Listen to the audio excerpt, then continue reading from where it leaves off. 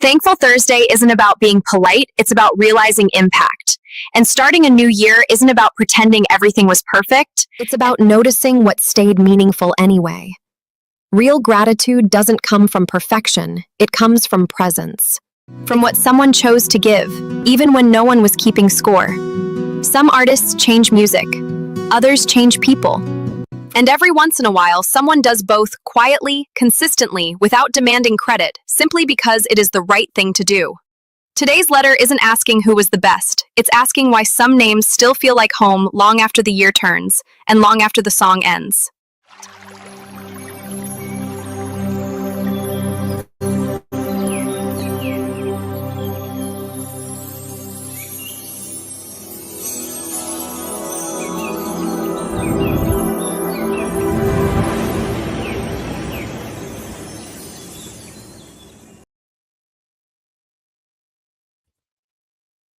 Well, hey, y'all. Look who's here. I know. Y'all been missing me, right? Listen, y'all, welcome in. And hey, Happy New Year. It feels really good to be here tonight. And you can tell I have a voice again.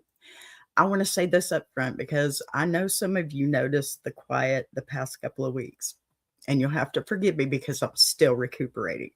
But I had to step back and take care of my health and to reset the way I wanted to tell these stories. Not because anything was wrong, but because I wanted to come back clearer about why we do this the way we do it. Thursdays are different around here, okay? This isn't about controversy and it's not about dramatic comebacks or explanations. Thankful Thursday is about impact, plain and simple. And part of that reset was realizing that sometimes the clearest way to talk about impact isn't by talking about ourselves at all. It's by looking at the artist that I love, obviously, whose work has shaped people quietly and consistently. You guys know I'm all about my music, and I just want to incorporate more of that because I know a lot about it because I love it so much. And I know there's a lot of people out there that love it too, right?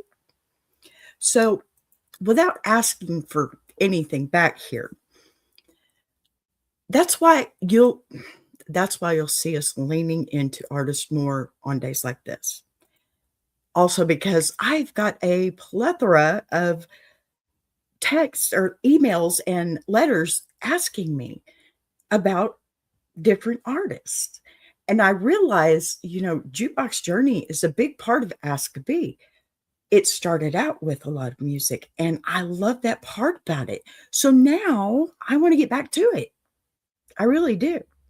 So not as trivia and not really as rankings, okay? Because I think these people can help us a lot more than they know. It's real examples of how presence, generosity, and intention can echo far beyond a song. Let's see here. Hello, Paisley. Good to have you. Happy New Year. Oh, hi, Nita Ray. Hi, honey. I love you. Happy New Year. I love you guys. Mwah. Thank you for being here so much. I'm been down for a while. My throat's been killing me. Hadn't had much of a voice, but I am back and stronger than ever. It is January 1st, you guys, and we have so much to look forward to, not only with BBTV and Ask a Bee and Ladies Diary and any other Jukebox Journey or anything else that we have. I have so many things that are going on right now, and not just for me. You guys know that I am I'm going to say this right. I am a small galaxy, okay, that is a part of this big, beautiful, iron sharpening iron universe. And let me tell you something, guys. We are upping our game big time. The Iron Sharpening Iron show done by Big Jack has just rebranded, okay? And we are so proud of him because let me tell you, this has become literally a universe. There are a handful of us now, but we are looking to find as many as we can because we are stronger together, okay? Let Big Jack tell you all about that, but y'all hold it in your hearts because we are. And I wouldn't be here without my team either. Okay. So, as we step into a new year, I'm going to go ahead and go on with this. I wanted to start in a place that feels grounded instead of loud. I mean, sure, the music's loud, and if it's too loud, you're too old, right? I know my Z-Rock fans know what that's about. I'm still being mindful of my voice tonight too, okay? And I appreciate y'all letting me show up that way.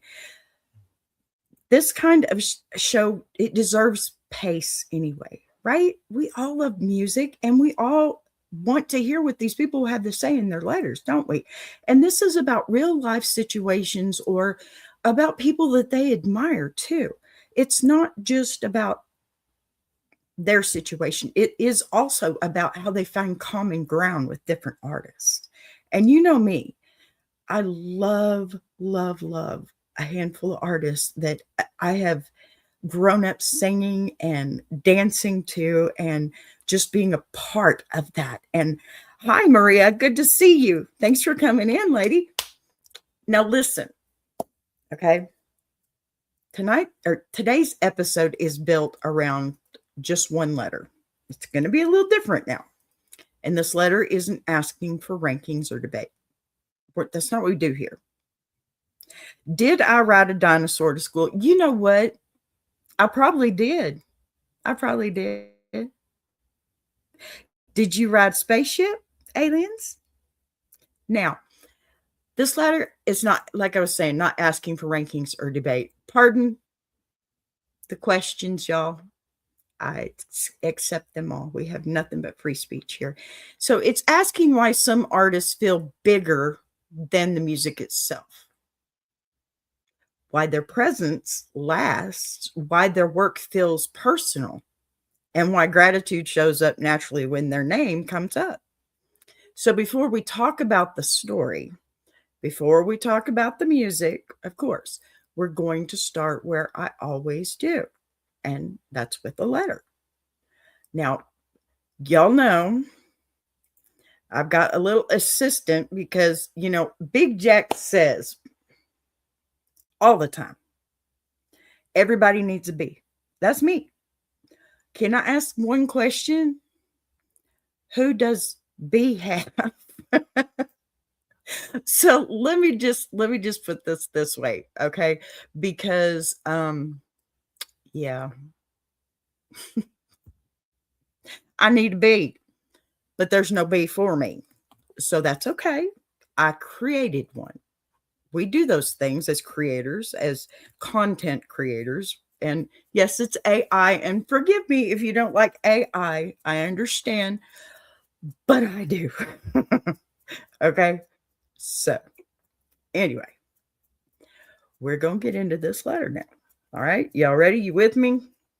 Here comes VB. And she's not sassy today. We had a talk. I'll be back. Some artists make great music. Others make people feel seen, and every once in a while, you find one who does both, without ever acting like it was a big deal. That's why I'm writing today when I think about gratitude in music. I don't think about awards or chart positions. I think about presence. I think about consistency. Think about the kind of person whose name brings a smile before the song even starts. I'm talking about Dolly Parton. What stands out to me isn't just her voice or her songwriting, though both are undeniable. It's the depth of emotion conveyed. It's the way she's moved through the world without losing her kindness, her humor, or her sense of responsibility to her fans. It's the fame did not harden her and success did not pull her away from where she came from. She remained grounded and true to her origins. She gave back quietly, steadily, and without needing applause. Education, literacy, and dignity for all, making a lasting impact. And she used her platform to lift people who would never be in the room with her, and she never framed it as charity, just as something that needed doing. In an industry that rewards ego and excess, she chose generosity and grace. And somehow, that never made her smaller. It made her bigger. I guess my question isn't really a question at all. It's more of a recognition. Gratitude feels automatic when her name comes up, and I think that says something about legacy. I'd love to hear you talk about that, not as a highlight reel, but as an example of how staying grounded can be its own true power. Thanks for creating a space where appreciation doesn't feel cheesy. It just feels so earned, and that really means a lot. Signed, always grateful. And how music can be a gift. All right. Always grateful. That was really cool. Yeah, that was really cool. So listen, guys, I'm still saving on my voice and everything, and the answer to the letter is coming in video form. I want you to understand a little bit about my fascination with Dolly first, just to get a little more personal with this. Listen, my mother was a wonderful mother, but she needed help, and so my grandmother had a lot of time with me. And I grew up around her and her friends, and of course, Dolly was all a big part of that. It didn't matter what she looked like. You know what? She will be the first to tell you she looks like that lady on the white trash magazine, right? I wish I had her confidence, but let me tell you this. This woman gave me way more than just music. You'll see my puppy dog back there. Sorry. She gave me more than just music. She gave me a reason to use my voice. In fact, the very first time when I was in school, very first time I did a choir solo, which let me tell you, it's taken me a long time to get on stage here. So being on a big stage was something crazy for me. And it was a great experience, and I'll never forget it. And it felt so good afterwards when people told me I did good. And I was taking private lessons. I have a little bit of a background in school on forward. Anyway, here's the thing. Life was hard. We've all had our instances where life gets hard. And Dolly was always there with her peppy, happy music to get me out of the fog that life handed me almost on a daily in some cases. And that was okay because she gave me a reason to keep moving. And I hope that's what she would do for anybody else, because she is an amazing person. She does so many crazy, wonderful things. And I think, yes, I've done a few pieces on her already, but I think it does her no justice. And I don't really believe, and this is just me, but I don't think I'll ever be able to produce anything good enough for her. Yeah. I've talked about Dolly my entire year here. Okay. I love Dolly with a passion. I've been to Dollywood. My husband took me. It was amazing. And you don't go and not buy the 2-day pass. Let me tell you that, because it's the best park ever. And oh my gosh, Pigeon Forge is amazing. Honestly, I'd never seen such beauty. And it was just amazing to me. But I'm getting off on this. This is what happens when I go off script, y'all. So Dolly was somebody that I had a common ground with my grandmother, but it was also somebody I had a common ground with my mother, because she loved Dolly too. She was more rock. And yeah, I'm a little bit everything. My tastes are eclectic. I love music, period. Okay. Here's the thing. Not many people in my family do much with their voice or singing or anything like that. So I always promised my mom I would do something with my music. And even if, especially with my voice right now, even if it's not singing right now, it's something. So that's why I've switched this around just a little bit. I'm going to read these letters that have come from people asking about artists. And I'm going to tell you, I have so many more letters about artists than I do about people of their own lives. And I guess maybe I've kind of trained the algorithm, I call her Bertha, to know that my biggest thing is rock. So I have all these people that keep asking me about artists, and I feel like I'm neglecting that and neglecting myself in my wants. So that's why we're doing it this way. So I have made up a little video today. It's about Dolly. You might recognize it. I've used some of the past live that I used, but I've changed things around a bit. It's got the music that I created with Suno, so we are all copyright special. Okay? So no problems there. Here goes the video.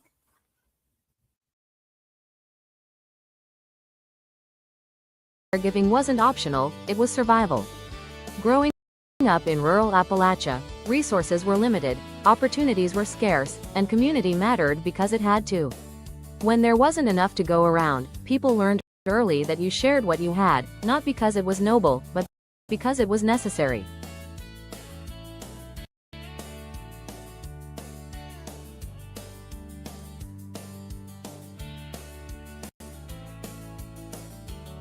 In places like that, generosity isn't a brand or a personality trait. It's a way of making it through the day. You learn quickly that isolation doesn't work, and that pride doesn't feed anyone. What people lacked in material wealth, they made up for in shared responsibility. Everyone carried something. Everyone contributed something. That understanding becomes part of you long before you ever think about success. That kind of environment teaches lessons that don't fade when circumstances change. It teaches you that people matter more than appearances. That presence is often more valuable than possessions. And that kindness isn't something you save for special occasions. It's something you practice because the alternative doesn't work.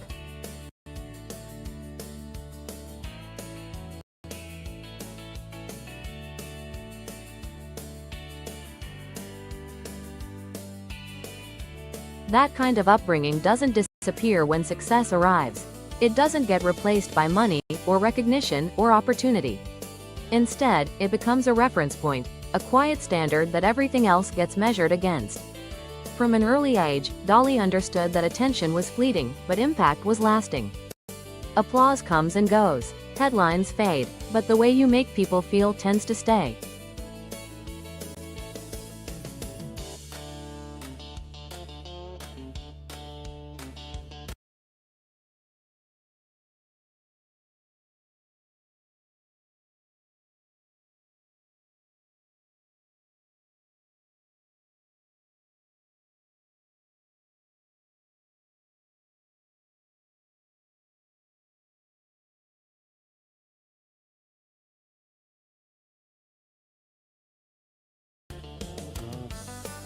Music, for her, wasn't just a path out of hardship. It was also a way back in. A way to reflect the lives she knew without turning them into a spectacle. A way to tell stories that acknowledged struggle without exploiting it. A way to make people feel seen rather than observed. That distinction matters more than it sounds. There's a difference between telling stories about people and telling stories for them. One creates distance, the other creates connection. Dolly's music didn't hover above the lives it described. It stood beside them. It didn't ask listeners to admire her perspective. It invited them to recognize their own.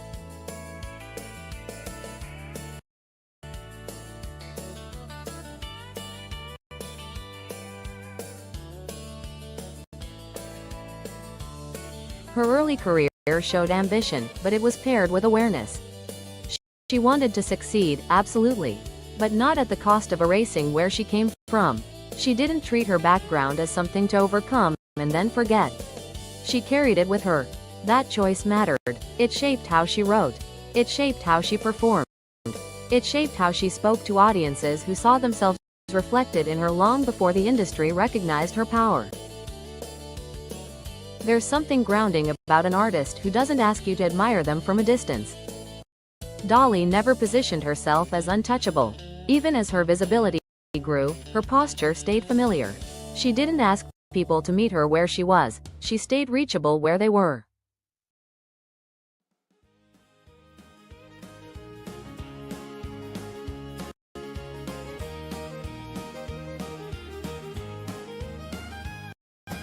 Gratitude, in this context, wasn't something she expected to receive. It wasn't something she chased or curated. It was something she practiced. Through storytelling, through humor, through humility, Dolly positioned herself as someone who belonged to her listeners, not above them. That relationship didn't rely on image. It relied on trust.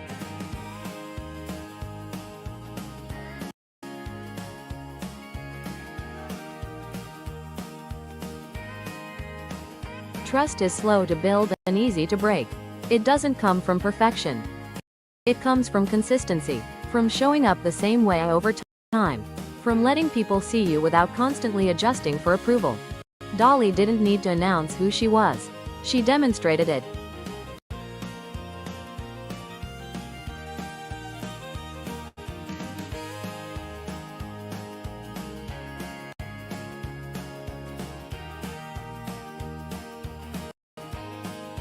As her platform grew, so did the opportunities to distance herself from her roots. Many artists do. It's an easy transition when success begins demanding polish, separation, and elevation. When the industry encourages distance as a sign of arrival, Dolly resisted that pull. Instead of narrowing her audience, she widened it. Instead of elevating herself beyond reach, she made herself more accessible. She didn't simplify herself to be relatable. She stayed honest enough that people could meet her where she stood. That choice wasn't accidental. It reflected a belief system formed long before fame entered the picture. Education mattered, kindness mattered, being remembered for how you treated people mattered. Those values weren't added later as branding or image management. They were already there, shaping decisions quietly, long before the spotlight arrived.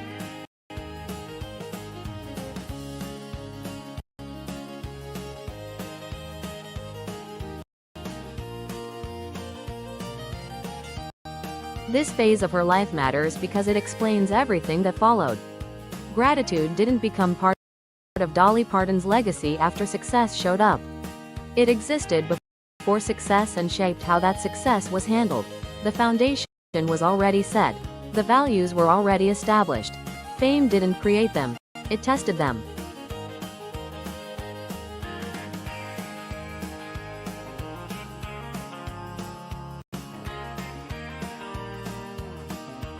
In an industry that often rewards reinvention through abandonment of the past, Dolly chose continuity.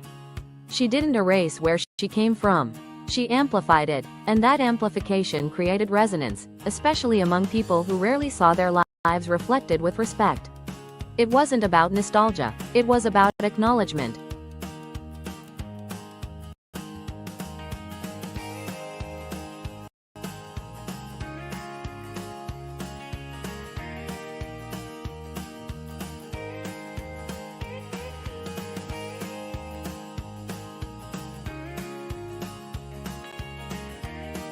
This is where thankful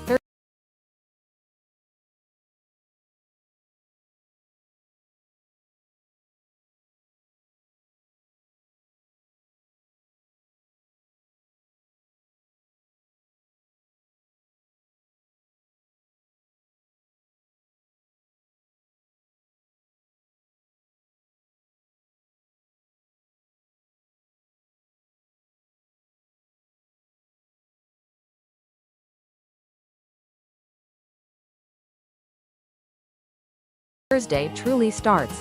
Not with achievements or milestones, but with grounding. With someone who learned early that success without responsibility is hollow. That recognition without care doesn't last. That gratitude, when rooted in values rather than performance, creates a different kind of influence.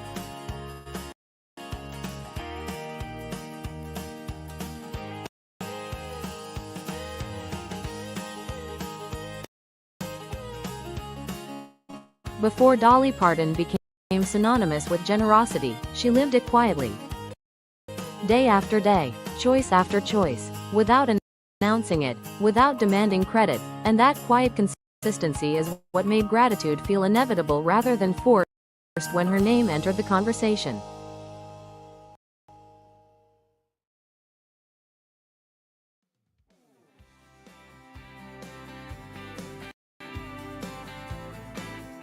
By the time people began associating her with kindness, she hadn't just adopted it, she had already practiced it for decades. And that's the difference. Gratitude that grows out of grounding doesn't need to be requested.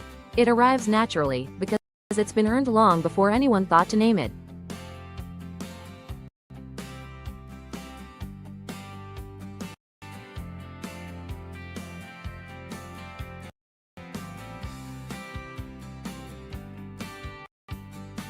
As Dolly Parton's career expanded, so did the number of ways she could have chosen to disengage. Fame offers insulation. It creates distance between success and responsibility, between influence and accountability.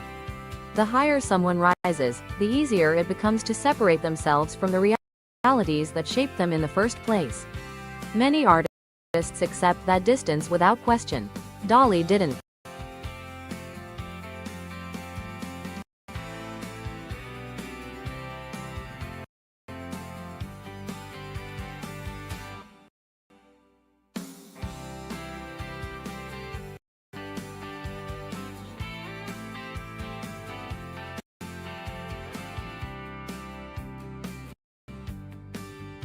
That choice matters more than it seems. Because insulation feels comfortable, it feels earned, and in many cases, it's encouraged. Success often comes with an unspoken message. You've made it, so you no longer have to carry what you came from. But Dolly never treated success as an exit ramp from responsibility. She treated it as a widening of it.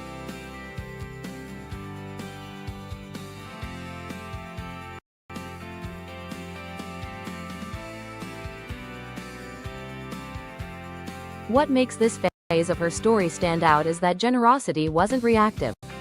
It wasn't triggered by controversy. It wasn't tied to scandal, image repair, or public pressure. It wasn't something rolled out when the spotlight demanded proof of goodness. It was intentional, quiet, steady.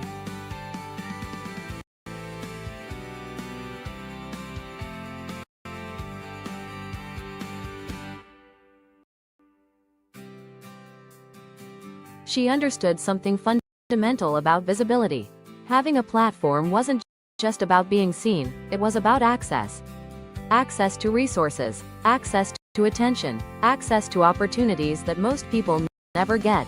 And access, whether acknowledged or not, carries responsibility.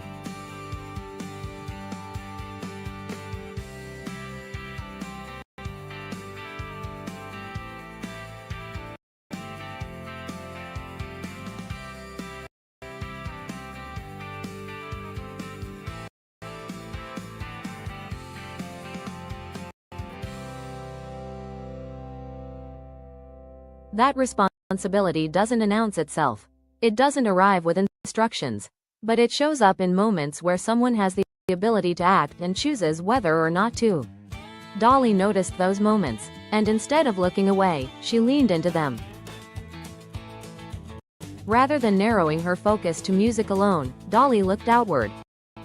She paid attention to the gaps she remembered from her own childhood: literacy, opportunity, dignity. She didn't assume those gaps had closed just because she had escaped them. She recognized that success is individual, but need is collective.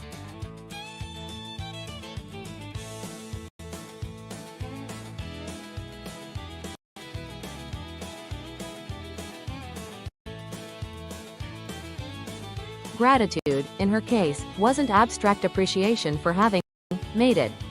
It wasn't just thankfulness for opportunity or luck. It was an awareness of what still needed doing, of who was still standing where she once stood, of how uneven access remains, even when one person breaks through.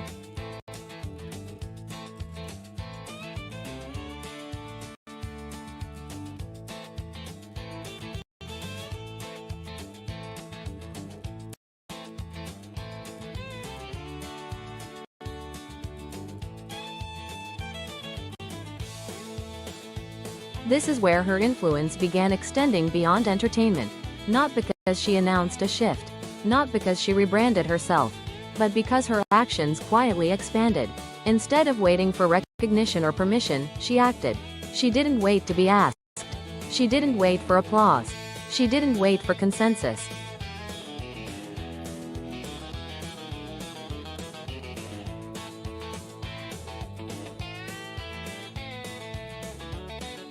Giving didn't become a performance. It became a habit, and habits, when sustained, reshape lives far beyond the reach of a single song. A song can inspire, a habit can transform. Dolly understood that difference. What's striking about this phase of her story is how little she asked in return. There was no demand for praise, no insistence on spotlight, no expectation that generosity be acknowledged publicly. The work mattered more than the recognition. The outcome mattered more than the optics.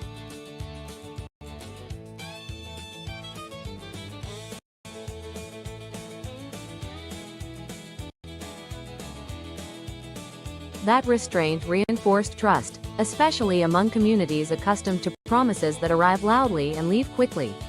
People have learned to be cautious of generosity that comes with strings attached. Dolly's didn't, and over time, that consistency spoke louder than any announcement ever could. In an industry that often frames generosity as branding, Dolly's approach stood apart. Her giving wasn't designed to redefine her image or soften her reputation. It flowed naturally from it.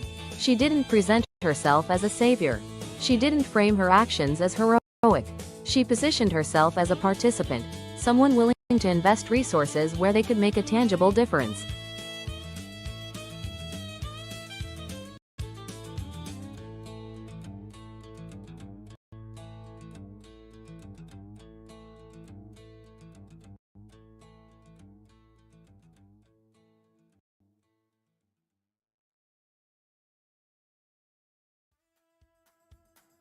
That positioning matters, because it keeps power from becoming performative. It keeps giving from becoming hierarchical. Dolly didn't place herself above the people she helped. She stood alongside them, even as her platform grew.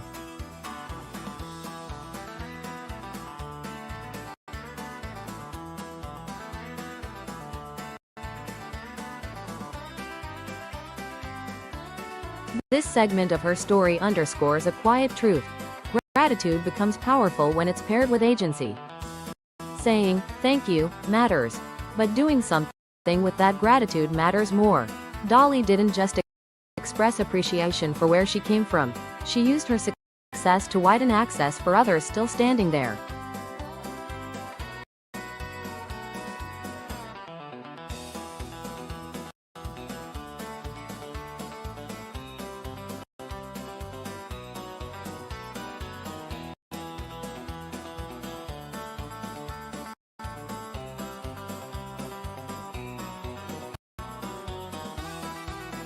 As her career continued, these choices accumulated. One decision reinforced the next. One act of giving made the next easier, not harder. Over time, the pattern became unmistakable. Gratitude wasn't something she spoke about. It was something people experienced because of her.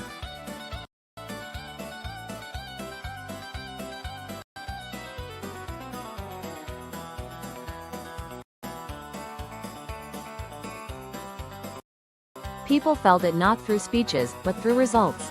Through opportunities created, through doors opened, through support that didn't disappear once the headlines moved on. That's how gratitude becomes credible, when it's experienced rather than advertised.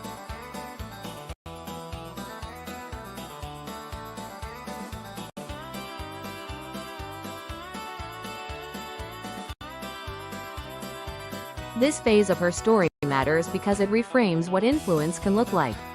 It challenges the assumption that impact has to be loud to be effective. It reminds us that spectacle isn't required for change. Consistency is. It also reinforces something deeper. Success doesn't absolve responsibility. It amplifies it. The more access you have, the more opportunity you have to make a difference. And the choice is always there, to disengage or to lean in.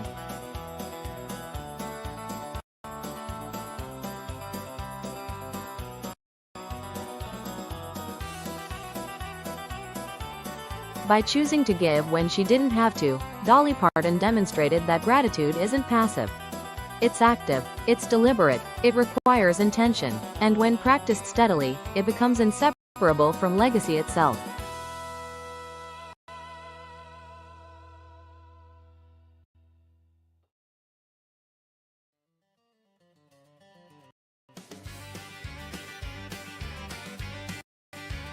Her influence didn't expand because she demanded attention. It expanded because she honored responsibility.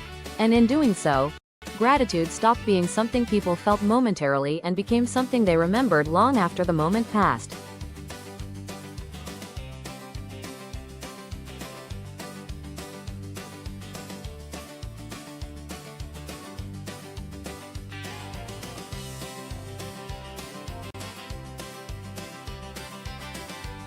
That's what happens when giving is rooted in choice rather than obligation. It lasts.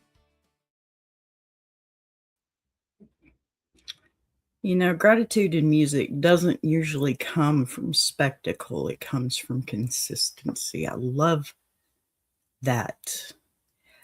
From, showing up the same way when no one is watching and when everyone is. And I don't think today's letter is about admiration from a distance. I think it's about recognition, the kind that builds quietly over time. Some artists earn gratitude not because they demand attention, but because they never forget who they were responsible to, not for, to. In an industry built on taking, there are rare figures who focused on giving, not as branding and not as image management, but as habit. Gratitude like that doesn't come from the moment, it comes from the patterns, from choices repeated so often they become part of someone's identity.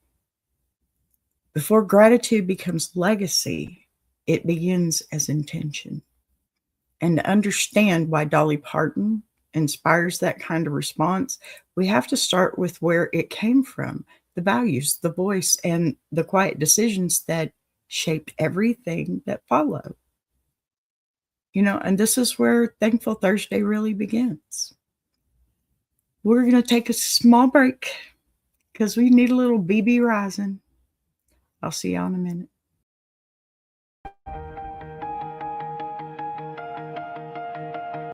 She came from the quiet storms, built a fire from the ground, turned a whisper to a warning. Now her voice shakes the town.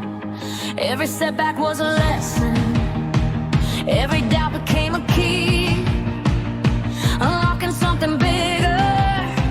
That's the rise of Boss B. When the lights go low, her vision hits high. She built a whole damn network off a promise and a try. Every sunrise, every moment, she's stacking legacy. This ain't just a channel, this is BBTV.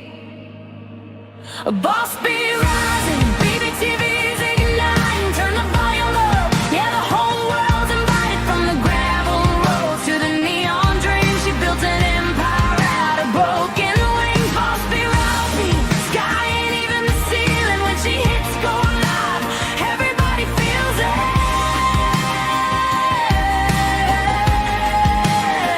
She's the queen of the comeback, the storm in the stream, crafting stories out of heartbeats, making visions out of dreams. Got thunder in the hustle, got a voice that cuts clean.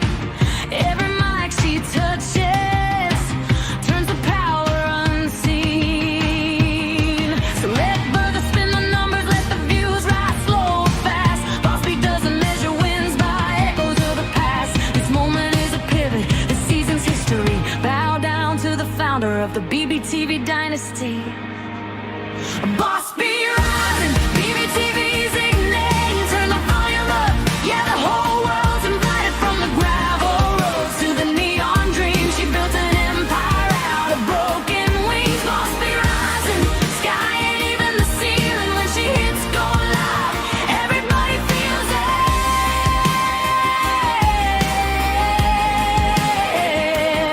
She's got fire in the head, it's got truth in the frame, got a heart that won't retire and a gift you can't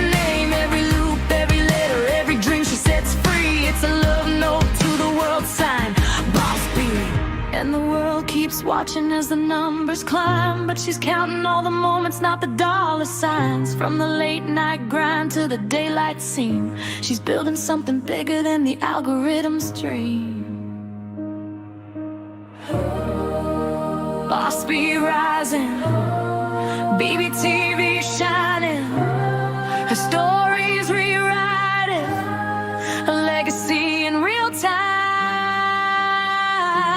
Boss be rising, BBTV's igniting, turn the volume up, yeah, the whole world's invited. From the gravel roads to the neon dreams, she built an empire out of broken wings. Boss be rising, sky ain't even the ceiling when she hits go live, everybody feels it.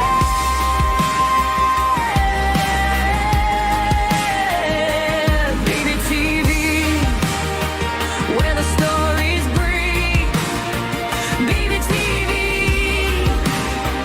where the dreamers believe. Boss be rising, watch her take her place. This is BBTV, this is her grace.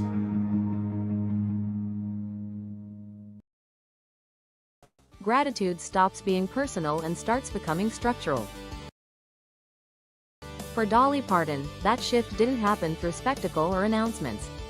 It happened through repetition, through choices made often enough that their impact extended far beyond her immediate circle.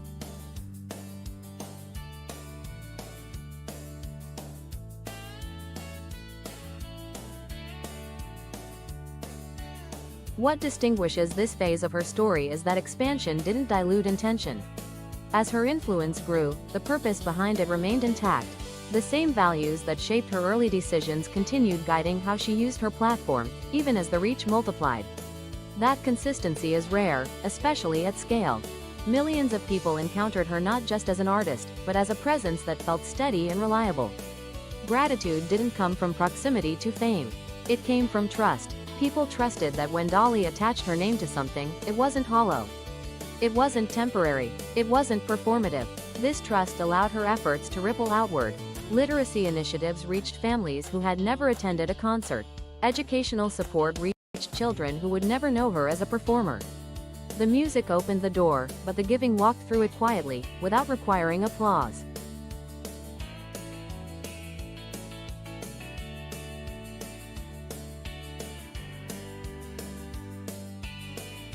What's important here is how invisible much of this work remained.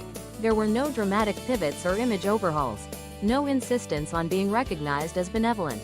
The focus stayed on outcomes rather than optics. That restraint preserved authenticity even as influence expanded.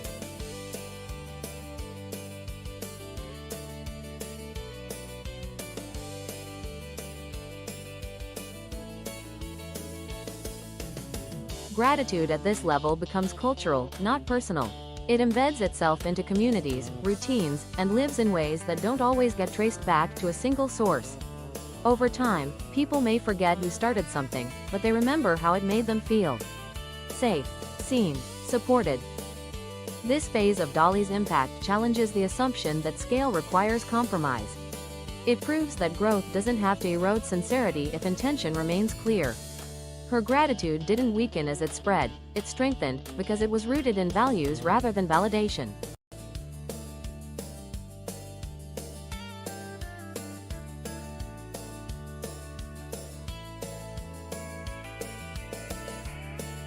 In a landscape where attention is often leveraged for visibility, Dolly leveraged it for stability. She didn't chase relevance. She became reliable. That reliability is what allowed gratitude to transform from individual acts into lasting infrastructure. By this point, her legacy was no longer confined to albums or performances. It lived in classrooms, homes, and communities far removed from the spotlight.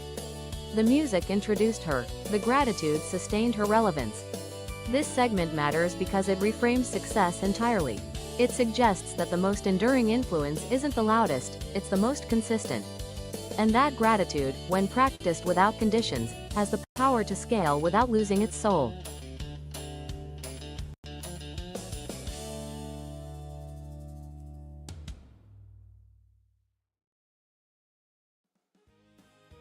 As Dolly Parton Parton's reach expanded, so did the number of lives quietly touched by her choices. And in that quiet accumulation, gratitude became something far bigger than appreciation.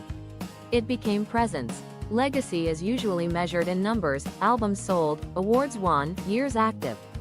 But for Dolly Parton, gratitude became the more accurate metric, not because it was requested, but because it was consistently earned.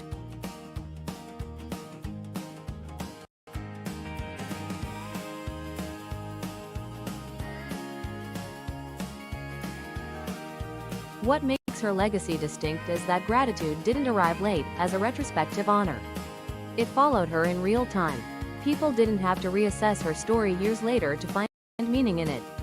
The meaning was visible as it was being built, quietly reinforcing itself with every choice that aligned values with action.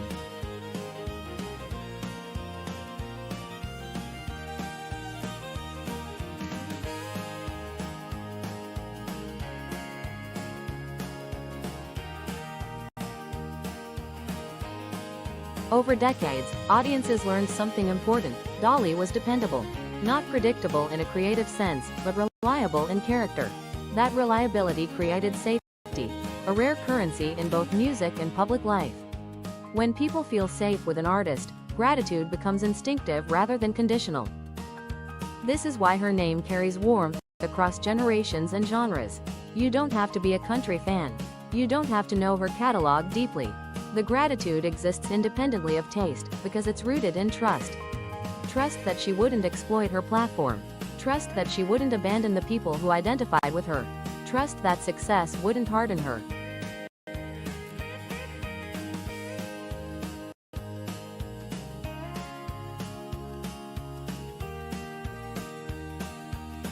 Legacy, in this case, wasn't built through reinvention or controversy. It was built through steadiness. Through showing up the same way over time. Through choosing generosity without demanding acknowledgement. That kind of consistency doesn't generate headlines, it generates loyalty.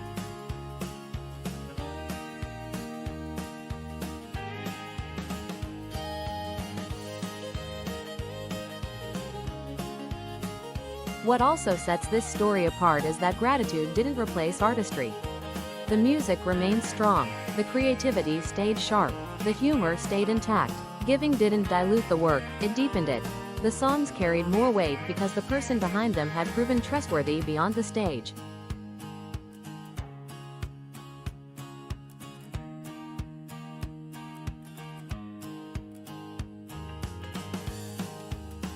As time passed, the distinction between artist and influence blurred. Dolly became less of a figure people followed and more of a presence people relied on. That transition doesn't happen accidentally. It's the result of choices repeated often enough to become identity.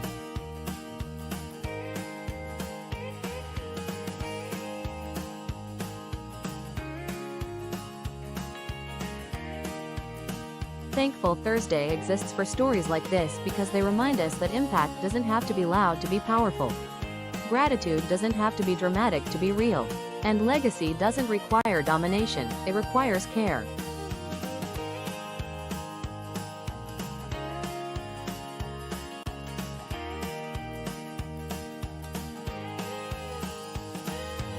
Dolly Parton's story endures because it offers something increasingly rare. Proof that kindness can scale, that generosity can remain sincere, and that staying grounded can be a form of strength rather than limitation.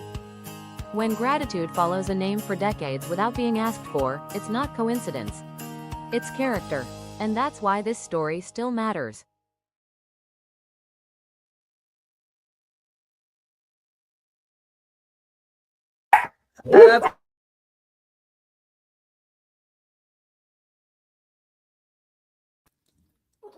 As you can tell.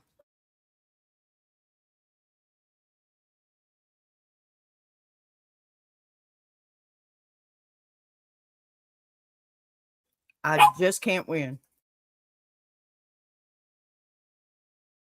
All right. You guys, I hope that was okay.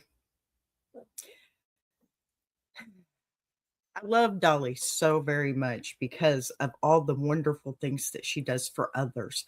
I mean, everyone.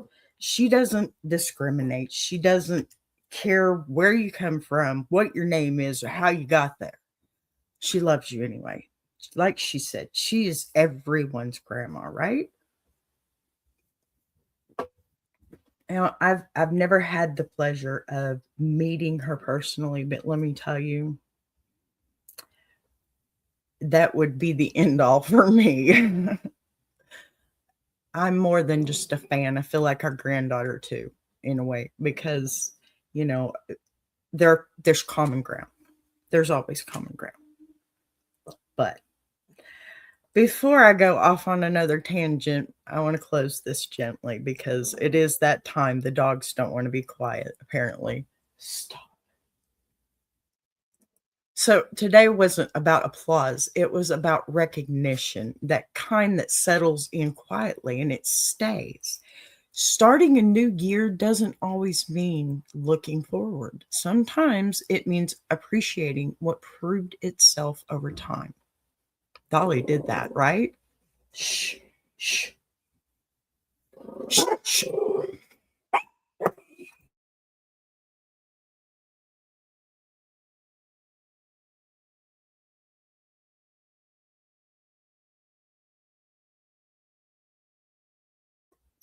Okay, sorry, it's the dogs again.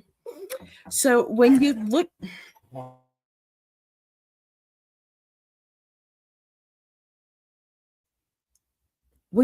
at life like Dolly's gratitude doesn't feel like something you're supposed to say. I'm sorry about that, guys. Now I'm all off kilter here. I've been concerned about my health. My husband is too. He just brought me some food in. I guess he forgot because I've been off for a while, but that's okay. I love him for doing that because he knows I need to eat something. Okay, so if it feels like something, you already feel,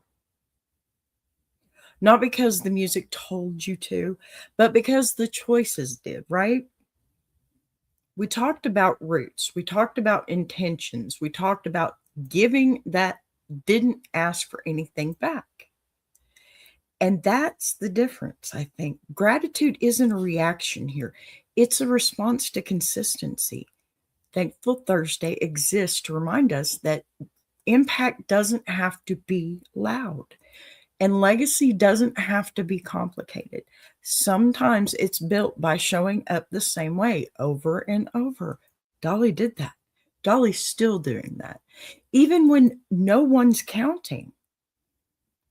Y'all, thank you for being here with me today, for letting the story breathe. And if you came back wondering where the heck I've been, I am so sorry, and I'm going to lose it again if I'm not careful. I've had some voice issues and some health issues that I just had to take care of. I'm okay. Everything's fine. I'm back. Your girl is good. But, just thank you for letting me take a moment and letting the story breathe, and for starting the year in a place that values care over noise. That's what I had to do before we got to the new year. Tomorrow, we're going to circle back some music. Different lens, and a story about what it looks like to return a little wiser than you left. Y'all take care of yourselves. I'm gonna go get me some food and some stuff for my throat. Be kind where it counts. And one more thing before I take off. On the 4th, we have a show coming up for Big Jack and his iron sharpening iron universe, and we are going to celebrate everything that we've accomplished in this past year. And I mean, there's a lot. Everybody's happy. Things are moving right along, and let me tell you, this universe is expanding. Again, I'm just one galaxy, okay? One little galaxy in here. That's all I am. But let me tell you, I feel on top of the world now. 2026 is about to be our year. Plain and simple. There's no other way to put it. It's going to be our year. And not because we said so, but because we can feel it, y'all. because we know that we've got the team, we've got the product. And you know what? Yes, I'm sitting here bragging, and I don't care what you say, I'm going to. This team is awesome, and we have so much going, and it's about to blow up, y'all. Y'all get back here, okay?